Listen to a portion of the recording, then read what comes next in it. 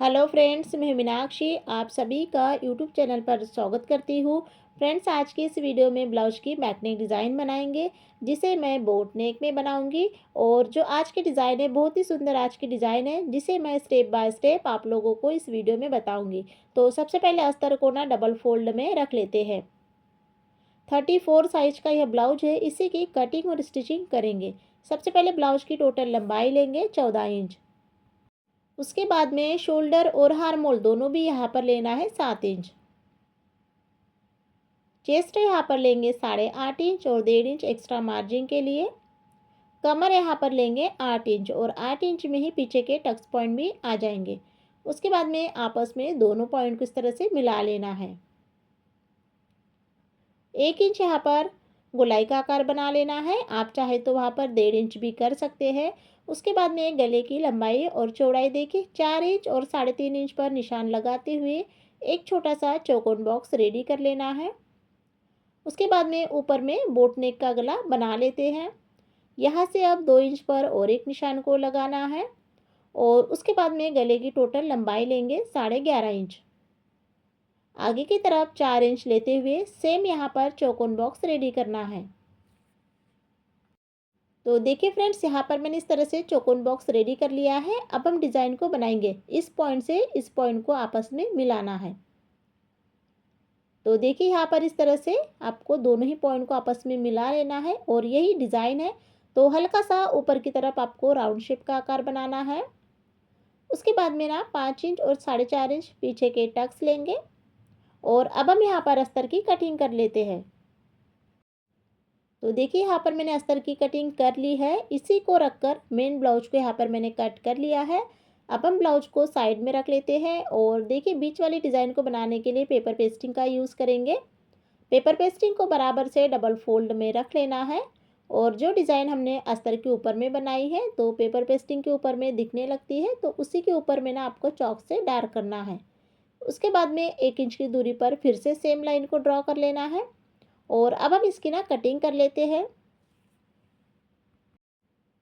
इसी के साथ में यहाँ पर मैंने डिज़ाइन को अच्छे से कट कर लिया है।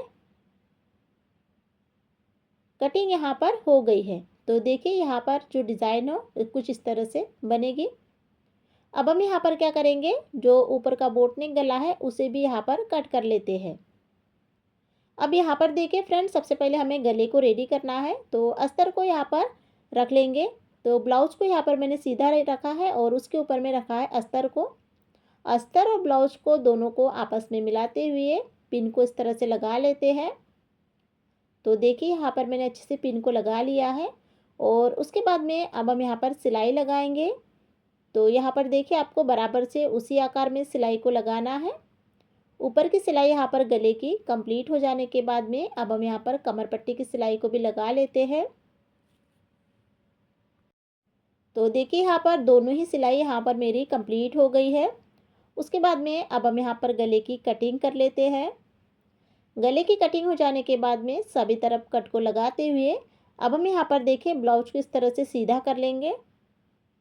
बहुत ही इजी तरीका है। इस तरह से अगर हम बनाते हैं ब्लाउज को तो हमें अलग से ना कमर पट्टी को नहीं बनाना पड़ता है। ब्लाउज को अच्छे से सीधा कर लेने के बाद में पिन को यहाँ पर मैंने लगा लिया है और उसके बाद में ना सबसे पहले यहाँ पर गले की सिलाई लगाएंगे।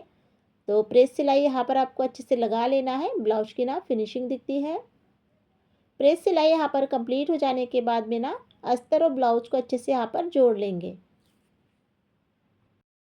तो यहाँ पर आप जब भी अस्तर और ब्लाउज को जोड़ते हो दोनों को यहाँ पर ज्वाइन करना पड़ता है। तो यहाँ पर आपको क्या करना है, 5 नंबर की सिलाई का आप यूज़ कर सकते हैं और साथ में यहाँ पर आपको बिल्कुल भी दोनों में से कोई भी कपड़े को नहीं खींचना है। बराबर से आपको आराम से ही इस सिलाई को आपको कंप्लीट करना है। इसी के साथ में यहाँ पर मेरी जो सिलाई है वो कंप्लीट हो गई है। सिलाई कंप्लीट हो जाने के बाद में अब हम यहाँ पर ब्लाउज को इस तरह से फोल्ड कर लेंगे और अच्छे से यहाँ पर ब्लाउज की फिनिशिंग कर लेते हैं। एक्स्ट्रा कपड़ा कट कर ब्लाउज की अच्छे से यहाँ पर मैंने फिनिशिंग कर ली है।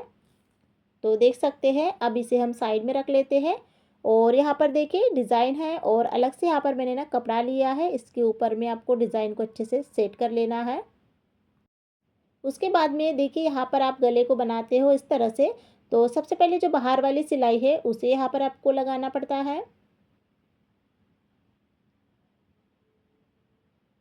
तो देख सकते हैं यहाँ पर जो बाहर की सिलाई है वो मेरी कंप्लीट हो गई है।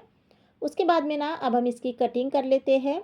और कटिंग करने के बाद में ना थोड़ा सा कट को लगा लेते हैं, जिससे हमें फोल्ड करने में आसानी जाएगी और फिनिशिंग के साथ में यह अच्छे से फोल्ड होगा। तो देखिए यहाँ पर इसी के साथ में यहाँ पर जो मेरी सिलाई है वो कंप्लीट हो गई है। सिलाई को मैंने अच्छे से लगा लिया है। उसके बाद में अब इसे ना इस तरह से फोल्ड कर लेना है और बराबर से बीचों बीच में ना एक लाइन को बनाना है। तो देखिए यहाँ पर मैं इस तरह से लाइन को बना लूँगी और इसे अब हम साइड में रख लेते हैं और यहाँ पर लेंगे ब्लाउज़। ब्लाउज़ को भी बीचों बीच में ही सेम निशान को लगाना है जैसे हमने डिज़ाइन के ऊपर में लगाया है। और अब हम इसी निशान के ऊपर में ना जो हमारी डिज़ाइन है उसे यहाँ पर इस तरह से रख लेंगे। तो दोनों को यहाँ पर पहले आपको चेक कर लेना है अच्छे से बराबर से बीचों बीच में आए हैं या नहीं। और उसके बाद में यहाँ पर आपको पिन को लगाना है। तो अब हम यहाँ पर देखिए गले की सिलाई को लगाएंगे।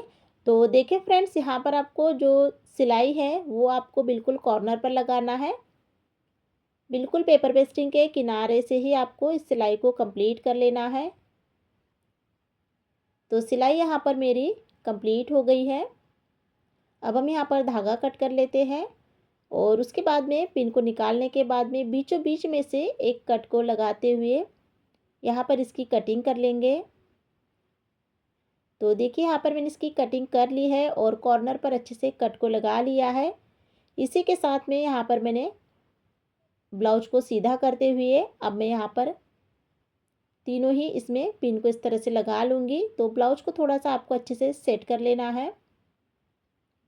तो देखिए यहाँ पर मैंने ब्लाउज को अच्छे से थोड़ा सा सेट कर लिया है हाथों से और उसके बाद में अब हम यहाँ पर पूरे ही गले में प्रेस सिलाई को लगा लेते हैं।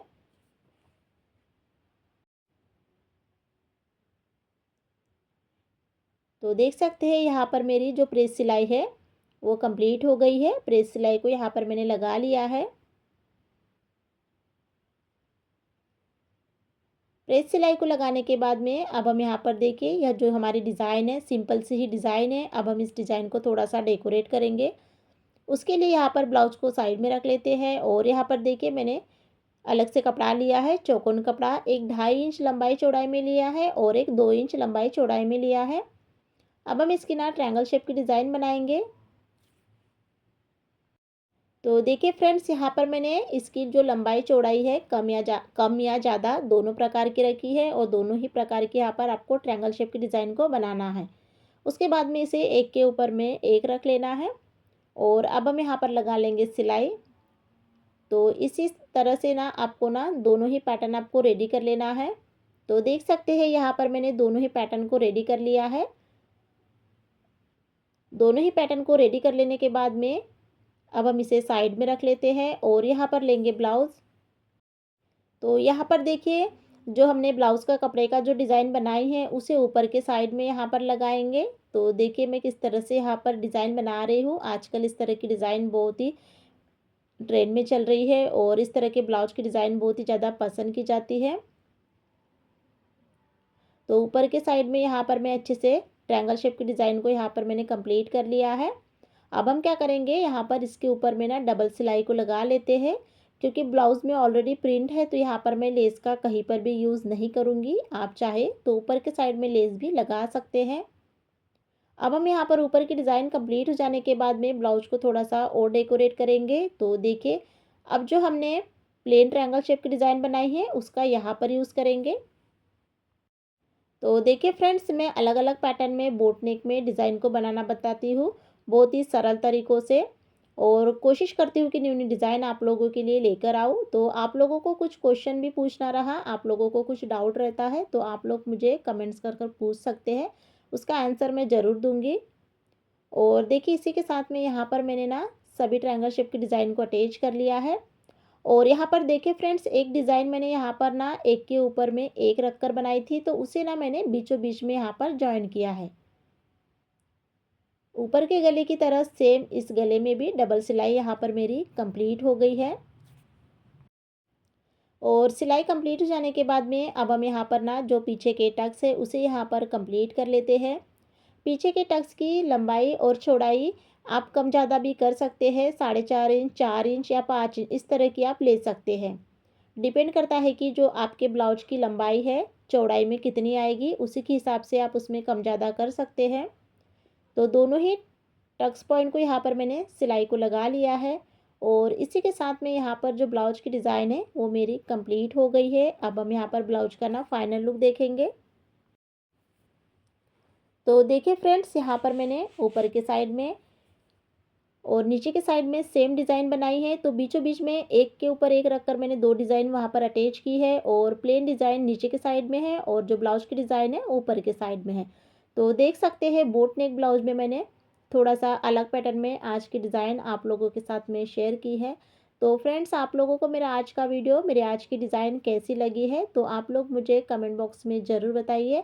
चैनल को सब्सक्राइब कीजिए और जब भी आप सब्सक्राइब करते हो तो साथ में बेल आइकन की बटन है उसे भी ज़रूर प्रेस कीजिए, जिससे जब भी मैं नई वीडियो अपलोड करूँ तो उसकी नोटिफिकेशन आपको सबसे पहले मिले। वीडियो को देखने के लिए बहुत बहुत धन्यवाद।